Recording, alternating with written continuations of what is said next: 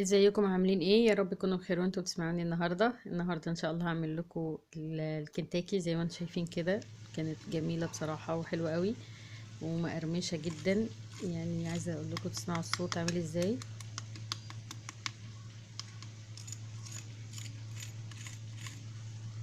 كانت قرمشتها تحفه بصراحه، وكانت حلوه قوي، وكانت مستويه من جوه وطريه. يعني عايزه اقول لكم فعلا كانت طالعه معايا حلوه قوي المره دي. بصوا كانت من جوه مش مستويه ازاي. عارفين اللي هو لما بتعرفي ان الدبوس استوى، بتبقى الجلد اللي هو عند العظمه بيتعمل من استوى خلاص جامد فبيتشال، يعني اللي هو بيتقطع. فكانت مستويه قوي وكانت طريه جدا، ما كانش فيها اي يعني مكان للدم او كده، لا عشان المحلول طبعا اللي انا هقول لكم عليه نقعته فيها. بس كده يعني. طبعا المحلول هو بيبقى ميه وملح ليمون وكربونات وملح عادي وخل. طبعا انت بتحطي كميات حسب ما انت عامله كميه فراخ، يعني اذا كان عامله مثلا دبابيس كميه كبيره او صغيره، بتحاولي ان انت تظبطي المحلول اللي هتعمليه على قد كميه الفراخ اللي انت عاملاها. تمام. هنا دي كان الدقيق طبعا اللي هنعمل بيه الطبقه المقرمشه من بره. انا الاول بنقع الفراخ من قبلها بيوم. ده بيبقى احسن يعني علشان بينزل ما بيبقاش فيها دم من جوه، والخل بيسرع من سوى الفراخ وبيخليها تبقى طريه معاكي وهي بتستوي يعني. اللحم بتاعها بيطرى يعني فبتستوي بسرعه معاكي. وبرده الملح الليمون والكربونات بيعملوا نفس الفكره. هنا ده الدقيق اللي هنعمل بيه الطبقة المقرمشة. طبعا كنت جايبة دقيق وعليه ملح وفلفل وتوم بودرة وبصل بودرة بس يعني وبابريكا. معلش بس التوابل من كترها ساعات بتوه مني. وبابريكا طبعا وبس كده. طبعا هنا انا الجزء سيبته جاف، والجزء التاني حطيت عليه مية زي ما انتم شايفين. بنعملها زي عجينة كده بس سايلة، يعني فاهمين قصدي؟ عجينة سايلة تمسك على الفراخ وفي نفس الوقت ما تقعش منها. بحط فيها الدبابيس. طبعا انا بحط قطعة قطعة او قطعتين حسب حجم الطبق اللي انت عاملة فيه العجينة نفسها. وبعد كده بحطها في الدقيق الجاف، وبعد كده بحطها في الزيت على طول. الزيت يكون ايه سخن بيغلي يعني، علشان الطبقة دي ما تفكش منها. تمام. انا في الاول يعني كنت بحط، يعني حطيت الدبوس خد اللي هي الصوص ده العجينة، وبعد كده حطيته في الدقيق ورجعته تاني عشان اعمل طبقة كبيرة منه يعني. حطيته تاني في العجينة ديت وبعد كده رجعته على الدقيق تاني. بس عايزة اقولك انه عادي ان انتي تعملي يعني انا عملتها مرة واحدة بس، محتاجتش ان انا اعمل مرتين. عملت طبقة حلوة برضو كبيرة ومقرمشة وكانت حلوة جدا. فما احتاجتش يعني ان انا احط اتنين. وعايزه اقولك صح ان انا نسيت اقولك ان انا كنت حاطه حطيت هنا معلقه نشا على اللي هي المواد الجافه، يعني دي الجاف. وعلى برضو العجينه اللي احنا عملناها الخفيفه دي. وحطيت معلقه بيكنج باودر برضو. تمام. انا هكتب لكم كده كده المقادير في صندوق الوصف عشان ايه محدش ينساها، لو حد مركزش معايا قوي في المقادير وانا بقولها تبقى قدامكم مكتوبة احسن. هنا قلبتها كويس كده، وبعد كده هحط ايه عليها الفراخ زي ما قلت لكم.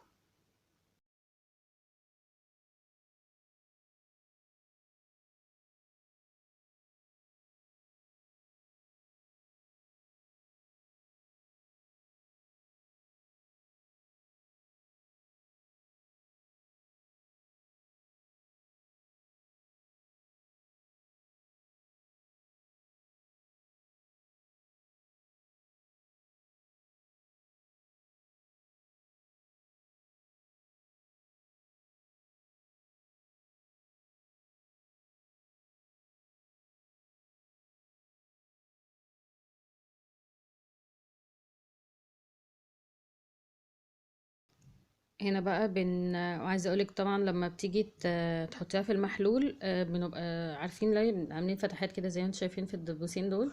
فتحات كده بالسكينه علشان يعني المحلول او التتبيله او اي حاجه تخش جوه اللحم نفسه في الفراخ. تمام. انتي لو هتعملي فرخة كاملة بتقطعيها مثلا 6 قطع. لو هي كبيرة ممكن تقطعيها اكبر حسب ما انتي عايزة. هي الاحجام برضو ما تكون صغيرة وما تكونش عريضة قوي، تكون يعني فاهمين قصدي مبططة نوعا ما، يعني تحاولي تعملي قطع صغيرة. بتبقى حلوة جدا برضو لو عملتيها كنتاكي كده، وبتبقى تمام يعني مش لازم مثلا دبابيس بس او وراك بس. ممكن تعملي فرخة كاملة وتقطعيها صغير عادي. هنا انا زي ما انتم شايفين كده انا حطيتها في اللي هي العجينه اللي احنا عملناها الخفيفه دي. بعد كده حطيتها في في الدقيق. وبتحاولي بقى ان انتي تعملي زي ما انا بعمل كده بايدي، بتحطيه عليها كده وتحاولي تفردي الجلد برضو وتحطي وتطبطبي كده عشان ايه، وتنفضيها بتدي الشكل اللي هو اللي عارفين هو المجزع ده كده. انا هنا قلت احطها تاني بقى اللي هي قلت لكم عليها في الاول، عشان اديها طبقة كبيرة من القرمشة، يعني اللي هي الغلاف اللي بره يبقى طبقة كبيرة. بس عايزة اقول لكم ان هو عادي، يعني انا عملت دي كده وعملت تانية من غير اللي هي طبقة واحدة بس، كانت حلوة. يعني الاتنين كانوا حلوين، يعني اللي هو ما تتعبيش نفسك وتعمليها مرتين زي ما انا عملت كده. انا كنت بجرب فانا لقيت ان الطريقة التانية ان انا اعملها مرة واحدة بس عادي يعني تمام. ممكن برضو تحطي اللي هو الدقيق الجاف ده في كيس، بس انا يعني ما رضيتش اقول لكم عليها لان مره عملته انفجر في وشي وانا برجها. يعني بتحطي الدقيق ده في كيس وبتحطي فيه الفراخ وبتقعدي ترجيها كده فبتاخد هي الشكل. يعني بعد ما تحطيها في العجينه دي اللي هي العجينه الخفيفه، بتحطيها في الكيس اللي فيه الدقيق وبتروحي يعني بيبقى منفوخ شويه كده وبتقعدي ترجي الفراخ جواها، فبتاخد طبقه الدقيق وبتاخد الكرمشه اللي احنا عايزينها عشان تعمل الشكل الغلاف اللي من بره ده. بس انا لقيت ان هي كده اسهل بالنسبه لي وامن، يعني عشان ساعتها فرقع الكيس في وشي وبهدلني دقيق وبهدل هدومي والارض وكل حاجه يعني.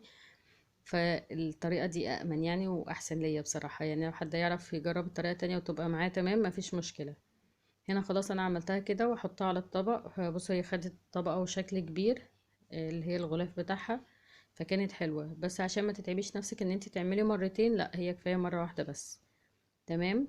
وبعد كده بنبقى مجهزين الزيت.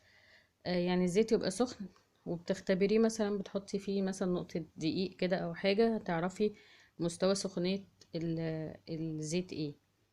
يكون سخن قوي زي ما انتم شايفين، اللي هو اول ما تحطيها فيه يغلي جامد فالطبقة بتاعتها زي هتاخد صدمة كده فهتمسك في بعض. مش لو الزيت هادي عارفين هتفك منه، فيبقى كده احنا ما عملناش حاجة. هنسيبها بقى كده لحد ما تتشمع كويس من بره، وبعد كده بنوطي النار عليها ونسيبها لمدة تلت ساعة. تمام، يعني احنا لازم نسيبها لمدة تلت ساعة على نار هادية علشان تستوي من جوه كويس، ونتأكد ان هي مش هتبقى ايه نية من جوه. لان لو سبتيها على نار هادية عالية كده زي ما انتي شايفة، هتحمر بره من بره بسرعة وهتطلع معاكي نص سوا، فهتبقى ناشفة مش هتبقى طرية. فدي برضو حاجة تاخدي بالك منها. عايزه اقول لكم برضو ان هو ايه، يعني احنا كلنا اولادنا بيحبوه واحنا الكبار برضو بنحبه. هو في البيت امن وانضف، انت عارفه انت عامله ايه لولادك وعارفه ايه المقادير اللي انت حطاها. فيا ريت فعلا تجربوا ان انتوا تعملوا الحاجه في البيت. ده مش وحش، الولاد بيبقوا مبسوطين قوي لو واقفين جنبك وشايفينك بتعملي لهم حاجه زي اللي بتجيبيها من بره. فيا رب فعلا تجربوها وتكون الطريقة بتاعتي النهاردة عجبتكم. ولو في اي تعليقات ليكوا على طريقتي او على حاجة عايزين اخد بالي منها يا ريت تقولوا لي في التعليقات. واللي اول مرة يشوفني وما اشتركش في القناة يا ريت يشترك ويفعل زر الجرس عشان يوصل لكم كل جديد انا بنزله. باي باي.